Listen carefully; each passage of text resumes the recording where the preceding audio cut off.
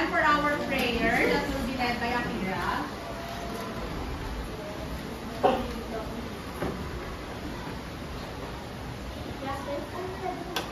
Yes, we are. Praise you, Lord, and we thank you for the opportunity to study and prepare for a good life in the future. Bless our teachers who inspire and guide us. Bless our parents who work hard to support us. Bless our classmates and all the people who care for us. Bless our lovely country that we may have unity, peace, and prosperity. Bless us, help us to be more attentive, patient, and diligent to understand the lessons that our teachers teach us.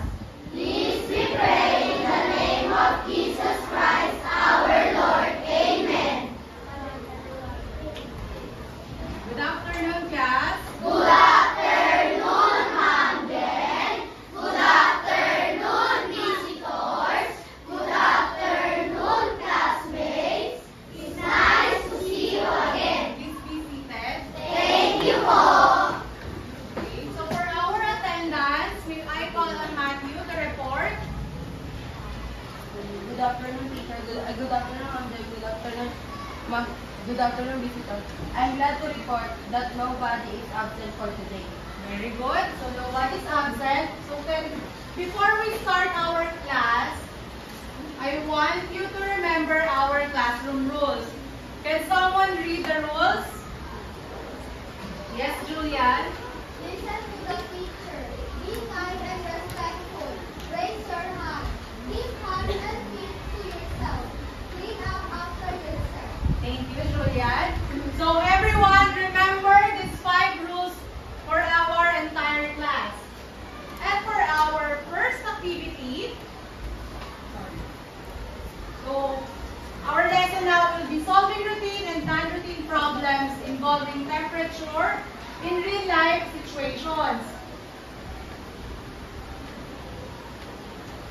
So by the end of our class, all of you shall know how to solve routine and non-routine problems involving temperature in real-life situations, write solutions on routine and non-routine problems involving temperature, and last is show confidence in your ability to tackle real-world problem involving temperature. So for our first activity, let's hunt. I hid envelopes under your chair before the start of our class. So can someone read the instruction? Yes, Akira? Let's hunt. Look under your chair and search for the hidden envelope. Each envelope has a correct contact number and will be your identifier for the whole class. Thank you. So now, please search under your chair and get those envelopes.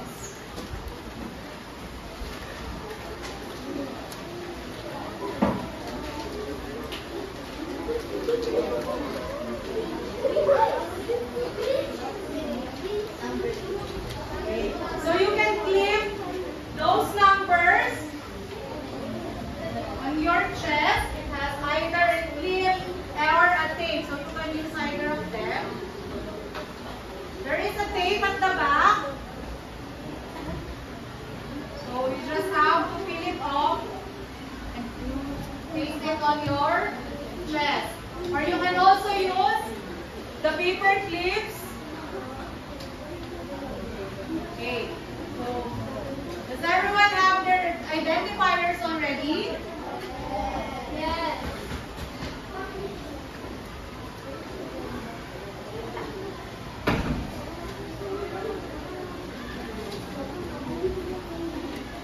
Okay. So now that you have your identifiers, remember, you will not have any name for today. Those numbers will be your name for our entire class. And for our first activity, activity, let's have a review of our past lesson. So give the temperature when the liquid or digital thermometer is at the freezing point of water. So to answer this, we will have our duck race.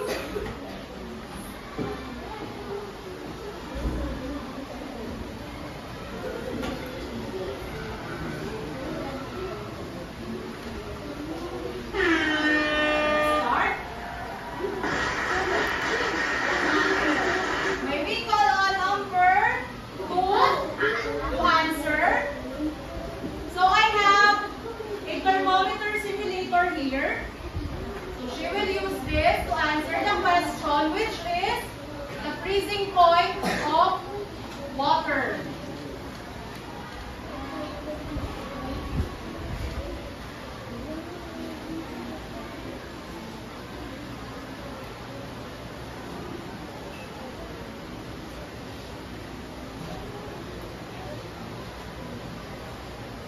Ay, saan ang phone ko?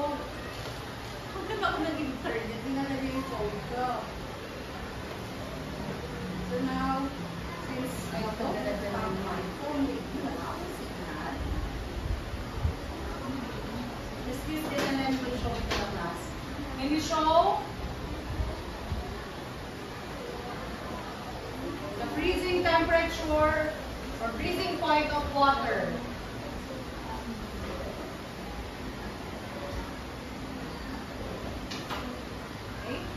So her answer is 0. 0 what? 0 degrees Celsius. Very good. So for the next question, 10 degrees Celsius below the normal body temperature. And to answer this,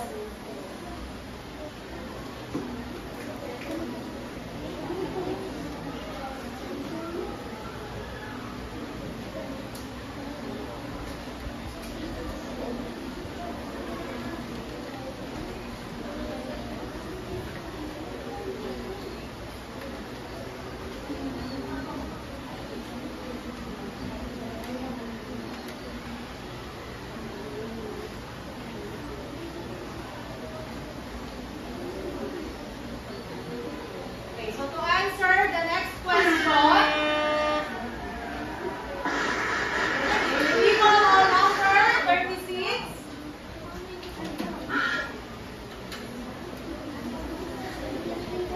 So number 36, can you show me 10 degrees Celsius below the normal body temperature?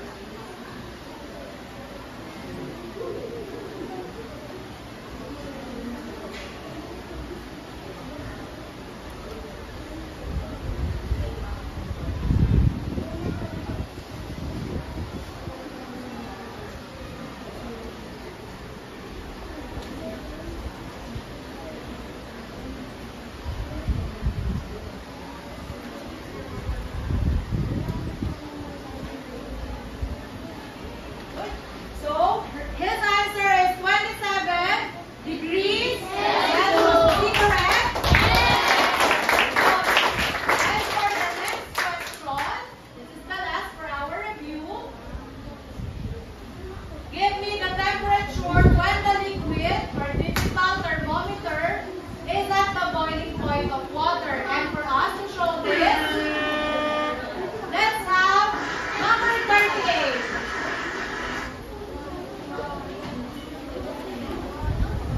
Can you show us the boiling point temperature? So her answer is 100 degrees Celsius. Is she correct? Yes.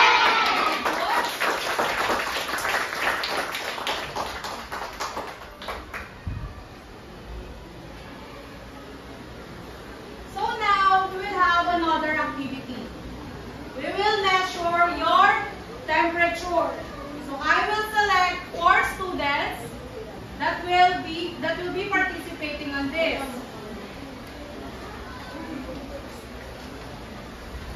Okay. Here we go, number 6. Please stand here in the front.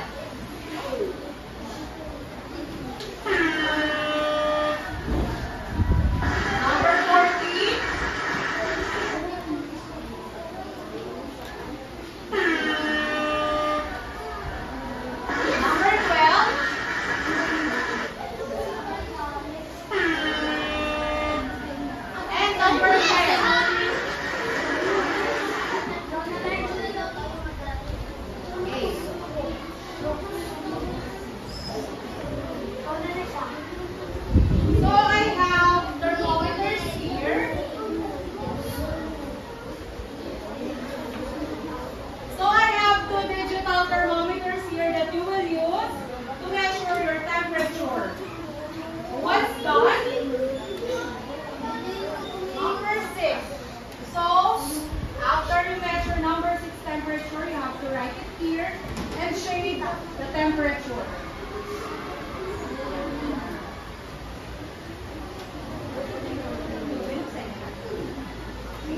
Number 10. Alarm will sound once it's done.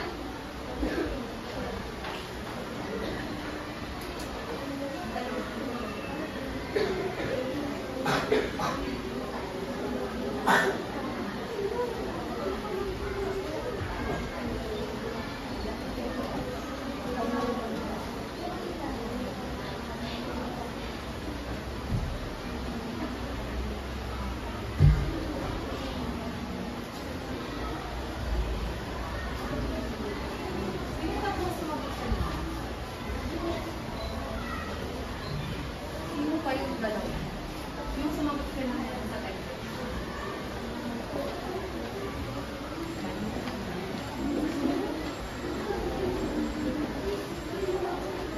Okay, naka-alarm na.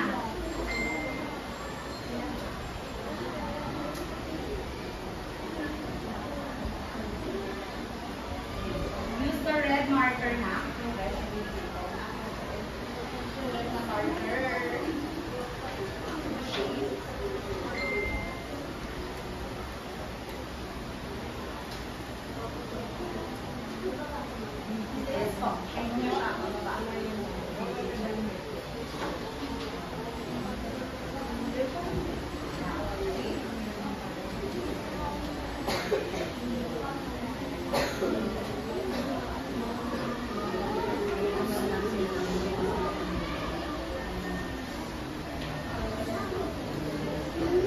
Sige po, i-shade mo lang na. Okay. Like, hindi perfect yung pagkakashade.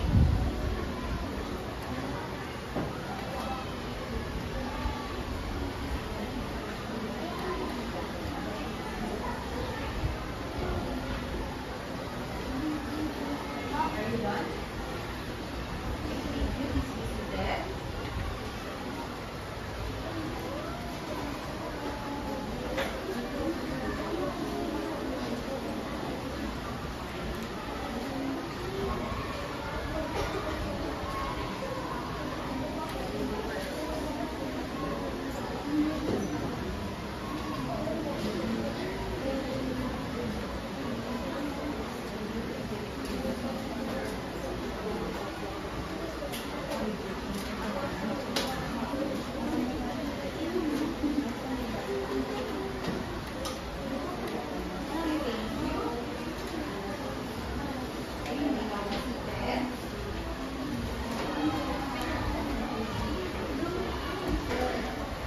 So can someone tell me what is number 10's temperature?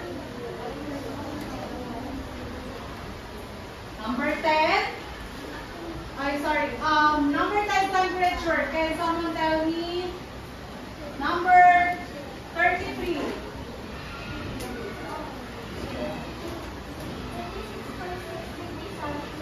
Thank you. And how about number 6 temperature? 27. 27. Where's number 27? So what's number 6 temperature?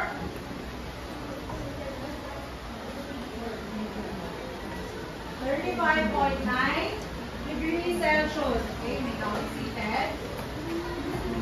So, since you're seeing number 6 temperature is 35.9 degrees Celsius and number 10's temperature is 36.6 degrees Celsius, who has the higher temperature and who has the lower temperature? Number 8. Number 8.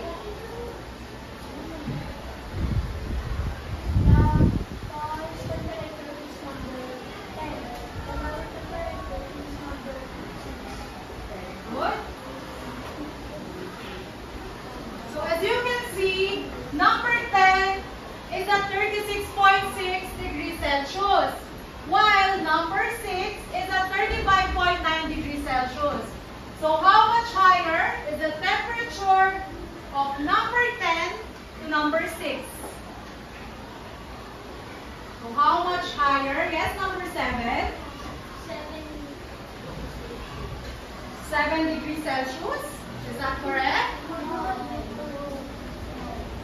Again, how much higher is the temperature of number 10 to number 6? Okay, number 5. 1.3 degrees Celsius.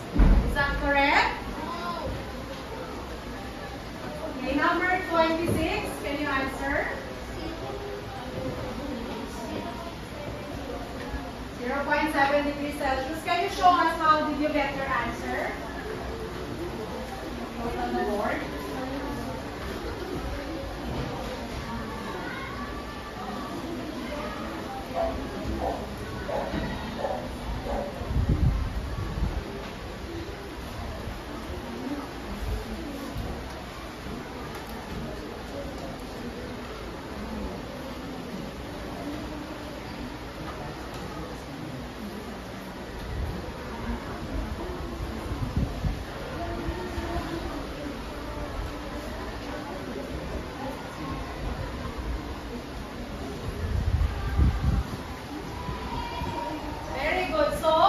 The difference on their temperature is 2.7 degrees Celsius. very good.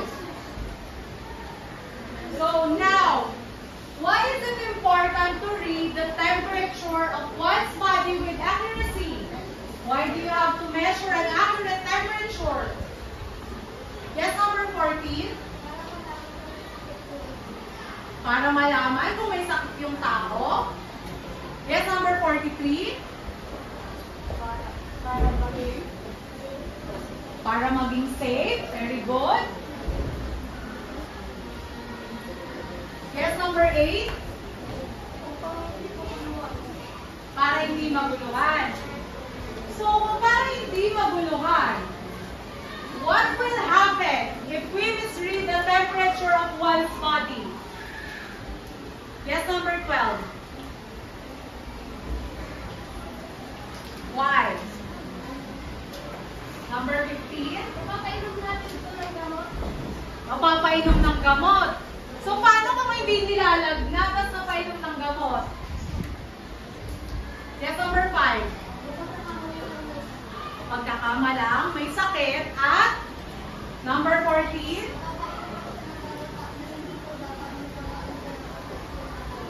Very good. Magkakaroon ng effective gamot sa katawan niya na hindi dapat ininom.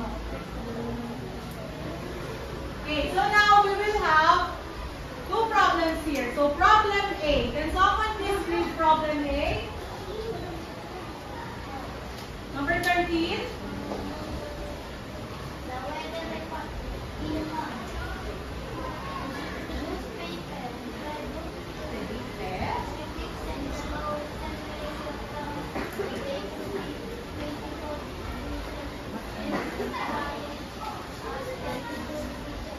Thank you. Can someone read it again? Number 20.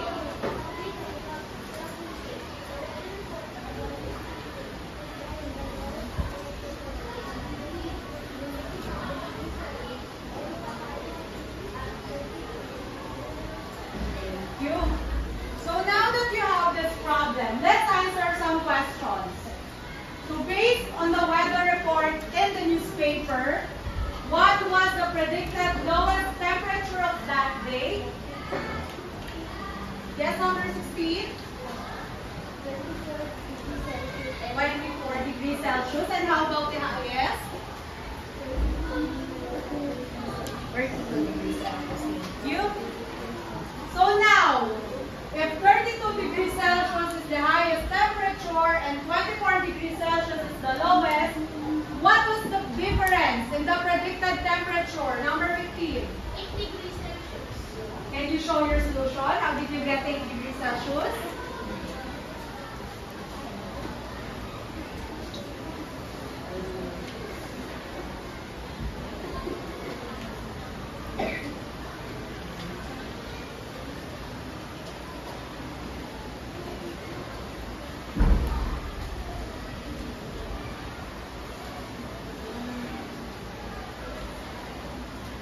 Very good. So the difference is 8 degrees Celsius. So if you were the forecaster who reported the weather, what advice may you give to the people to be safe and enjoy such kind of weather? Yes, number 26.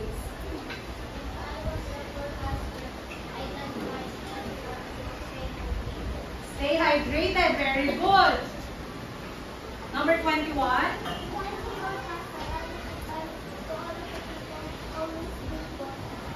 Yes, same. Drink water. Other advice that you may give. Yes, number 16.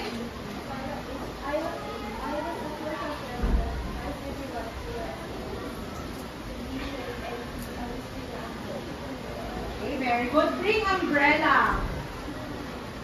For our next problem, can someone please read? Yes, number 30.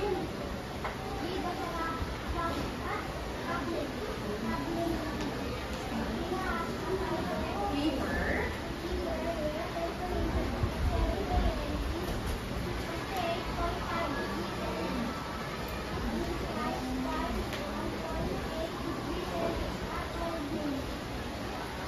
Okay, can someone read the problem again? Number 2.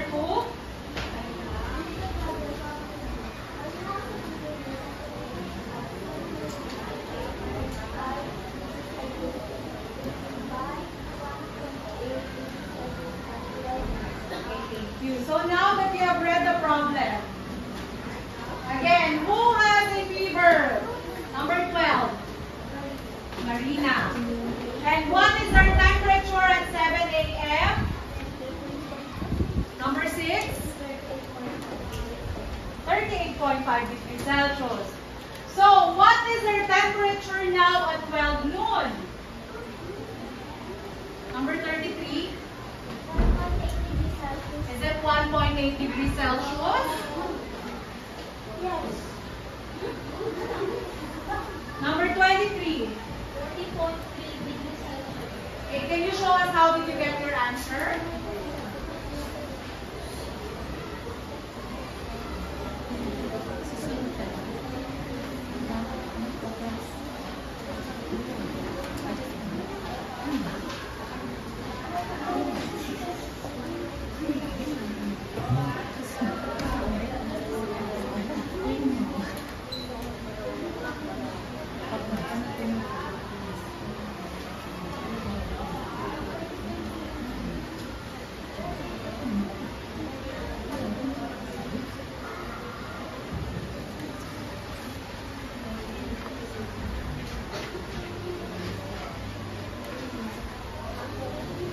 Good.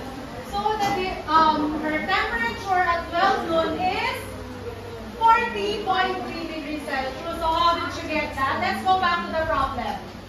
So Marina has a fever and her temperature at 7 a.m. is 38.5 degrees Celsius. And it rose or it increased by 1.8 degrees Celsius by 12 noon. So we have to add 1.8 degrees Celsius to 38.5 degrees Celsius because we're looking for her temperature by 12 noon. Did everyone understand? Yes. So now, we will have a group work. So let's group together. Before we go to your respective groups, can someone please read the rules?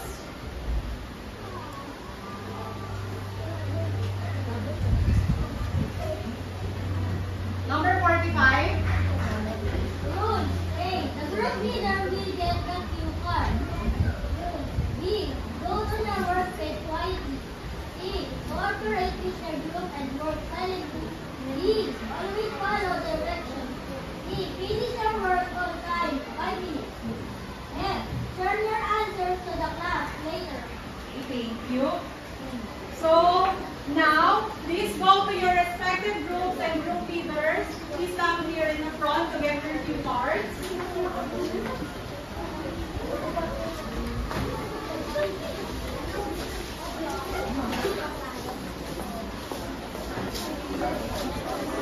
Group 1.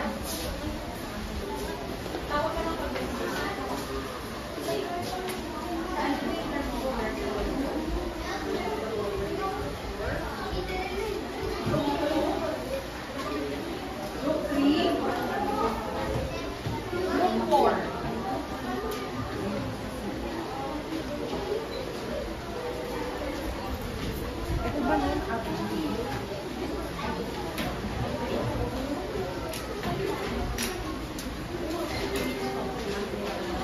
So your 5 minutes will start now.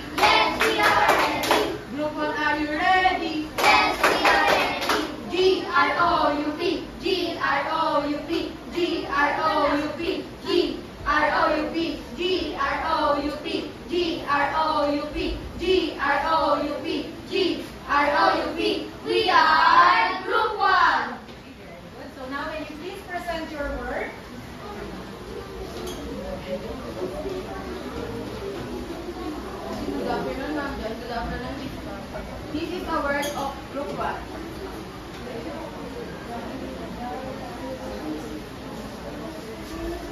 Using the thermometer, given the measure the thermometer of the water in cup A and cup B.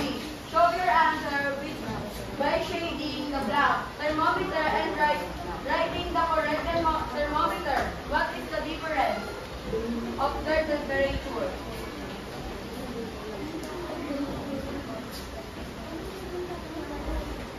Cup A, 36.5 degrees Celsius. Cup B, 23 degrees Celsius. So the difference is 13.5 degrees Celsius.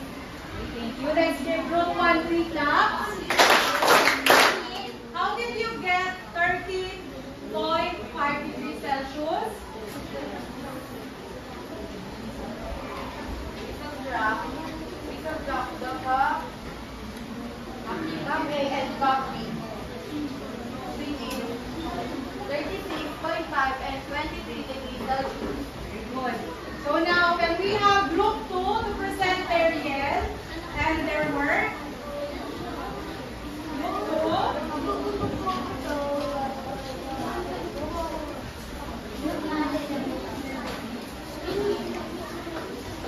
Bababa na sana. Tapusin. Bakit? Ano ba yan sa taas? Kaya na? Kayo? Okay. So,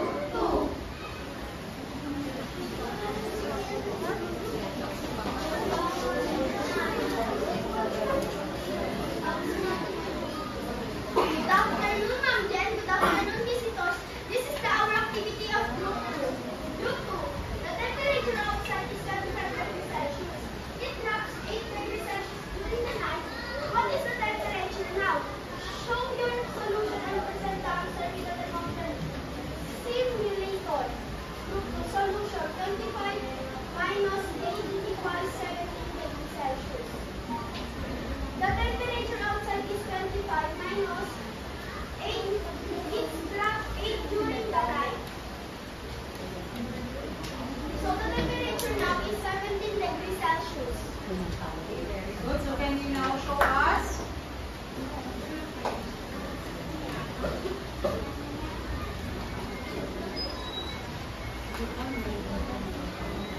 Okay, very good. So that's 17 degrees Celsius. So please give 3 claps to group 2. Very good. Okay, so now may we call group 3 to present their yell and their work. Group 3.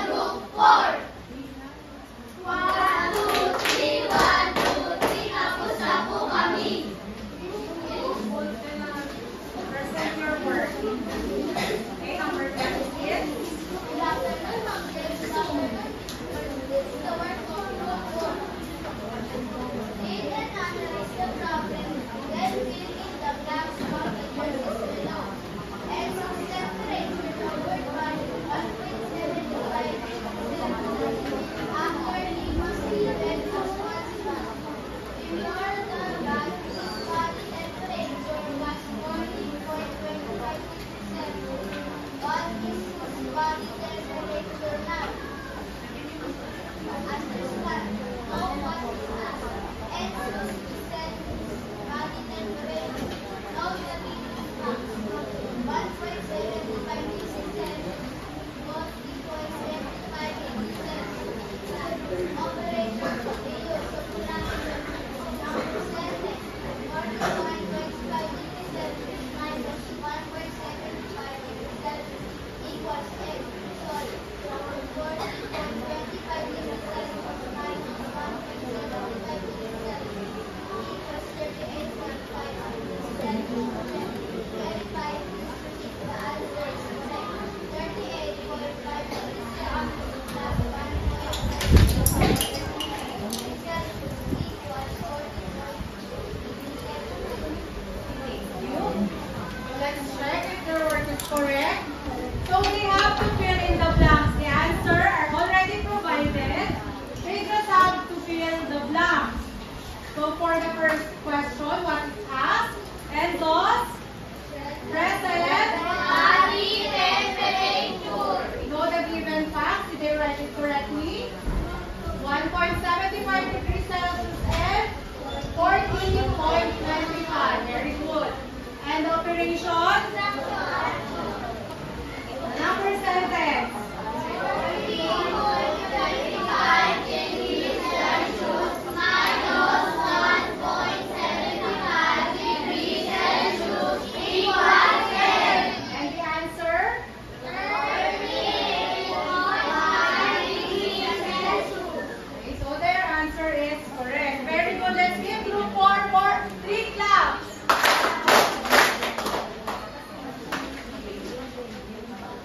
How do you feel about the activity? Yes. Raise your hands if you want to answer. Yes, number 5. You're happy. How about the others? How did you feel about the activity? Yes, number 43. Excited. Good. So how did you find your answers? So how did you get your answers? Yes, number 26. Using Agonza. Is there any other answer? Yes, number 8. Using thermometer. Very good. Are there any other answers? Yes, number 34. Using operations. Very good.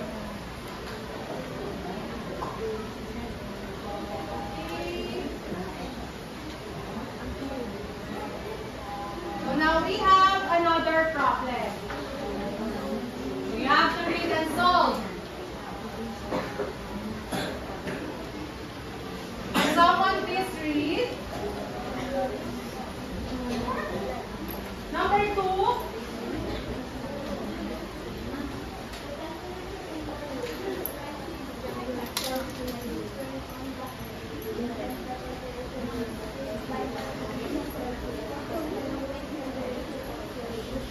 Okay, very good. So, who wants to answer? What do you use? Duck race. Where is it unfair? Okay. Quiet. So, we have number 39 to solve the problem. 39.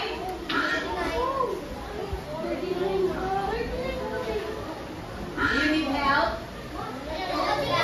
I'll just call random number 39. You want to answer number 39?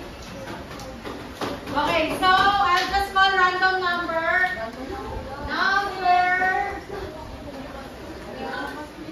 I'll call someone. Hindi pa natin natatawag. 44. Number 44. Can you please solve?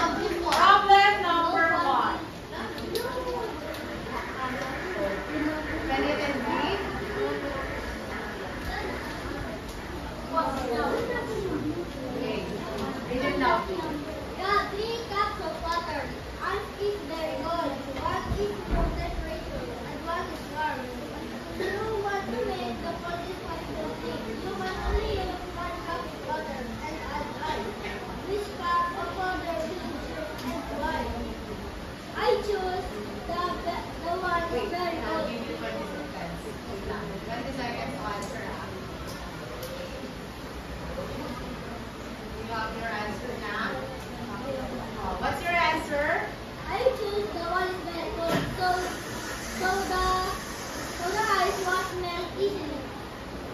You so this answer is correct. We will choose the very cold water. Very good. Now, let's have the second player.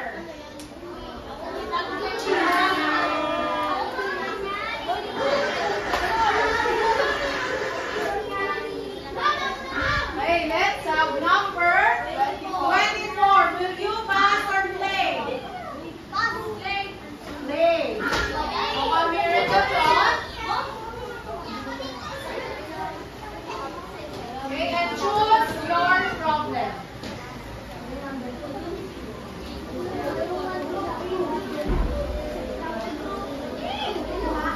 Problem number 2.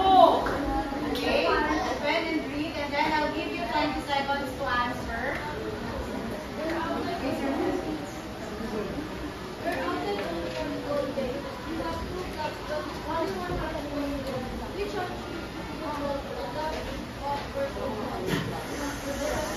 Why?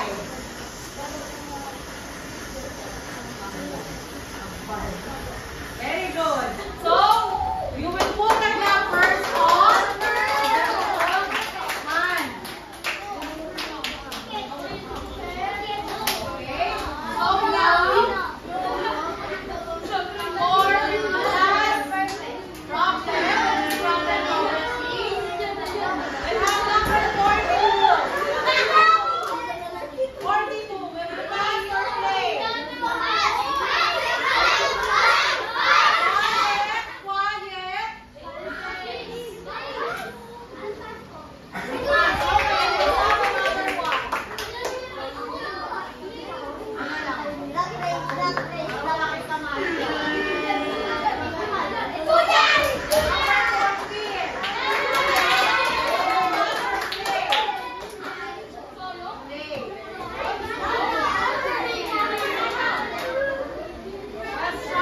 Problem number 3. Read and I'll give you 20 seconds to answer. Listen. Listen.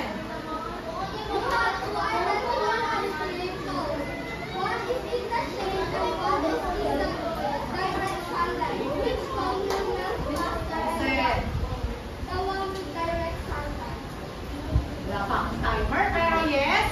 The answer is the one with under the direct.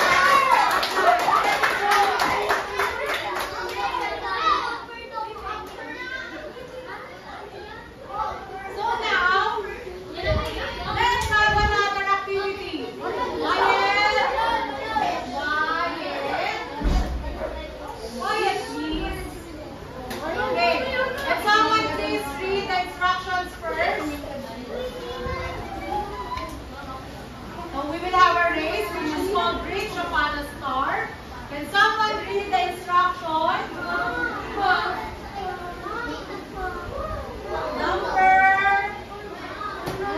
Number 9. Read.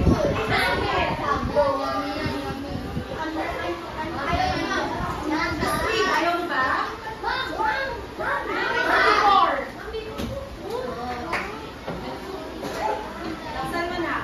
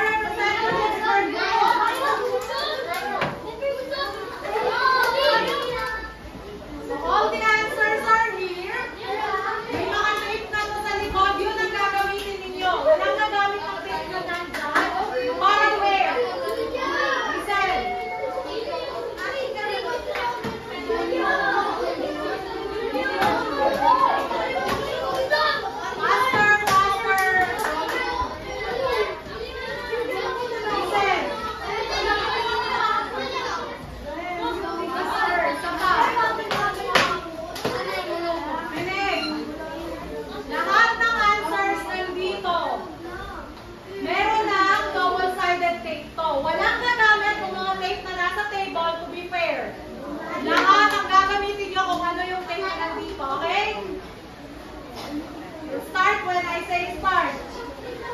Wait lang. Walang magbubukas muna. Wala muna magbubukas. Wala muna magbubukas. Pwede ko dito. Okay. Listen. Huwag mainan. Huwag mainan. Race starts now. Reach the horizon.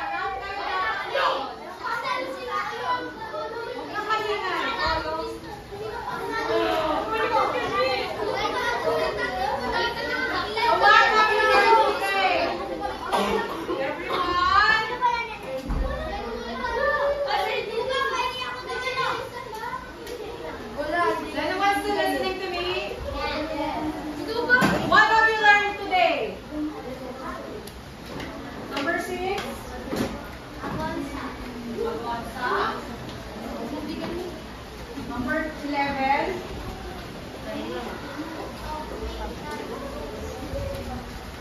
Solving routine and non-routine words problem. Number 1, what have you learned today? Number 40. Using thermometer. Very good. So how do you solve routine and non-routine word problems involving temperature and real-life situations? So how do you solve? Yes, number 43. Using a gonsa. Using a gonsa. Is there any other way to solve? Yes, number 31. Subtraction. Subtraction. What are the other ways? Yes, number 8. Addition. Number 18. Using operations. Number 16. Do you have other answer? Very good. By understanding the question. So, in solving routine problems involving temperature in real-life situations, we have 4 steps. Can someone please read number 36?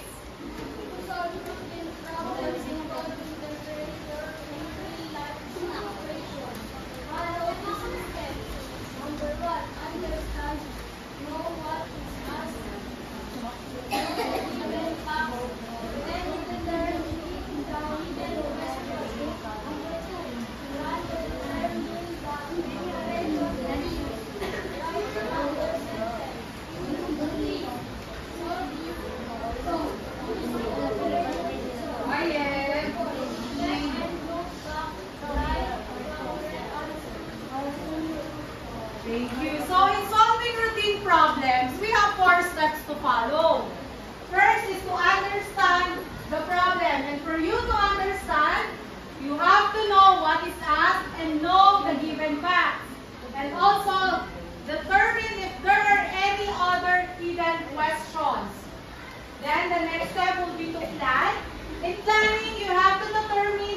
operation? Will it be addition, subtraction, multiplication, or division? And write the number sentence. So the number sentence will be your guide with your next step, which is solving. So you have to use the operation to solve and the number sentence as your guide. And for you to determine if your answer is correct, you have to check and look back. And then lastly, of course, write the correct answer. How about for non-routine problems? Can someone please read? 32.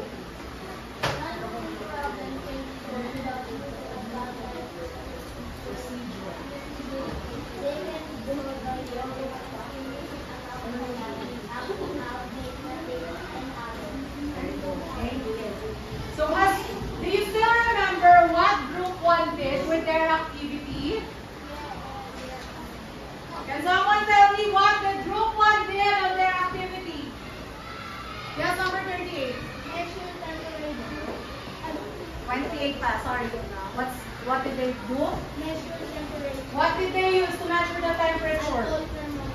So using the thermometer. And they have, what did they do after they got the temperature? Anong ginawa nila?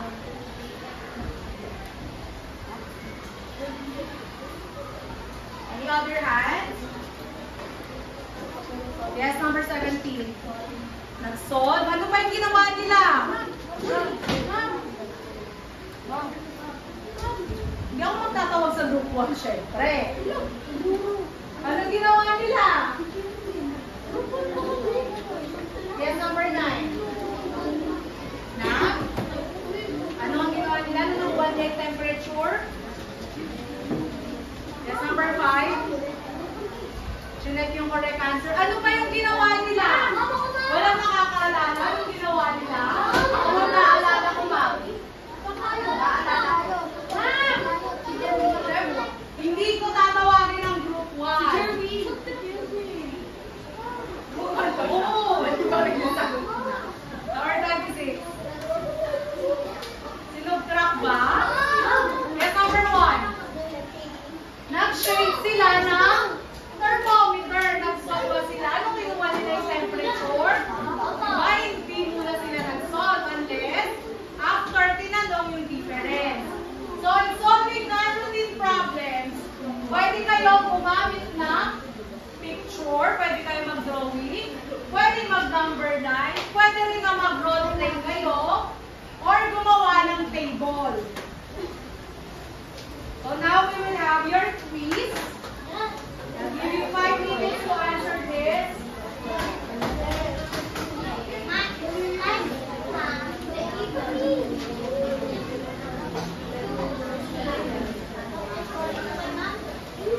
Get one and pass. Get one and pass by 4. Get one and pass.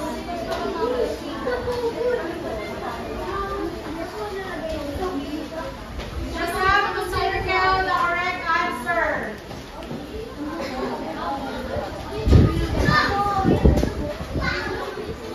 Hindi nyo mo lang. Hindi nyo kakaalas. Ano sabi ko kanina? Diba?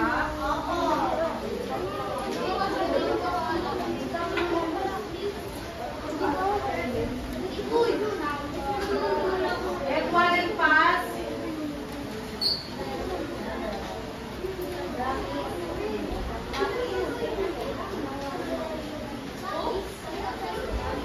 So you just have to circle the correct answer.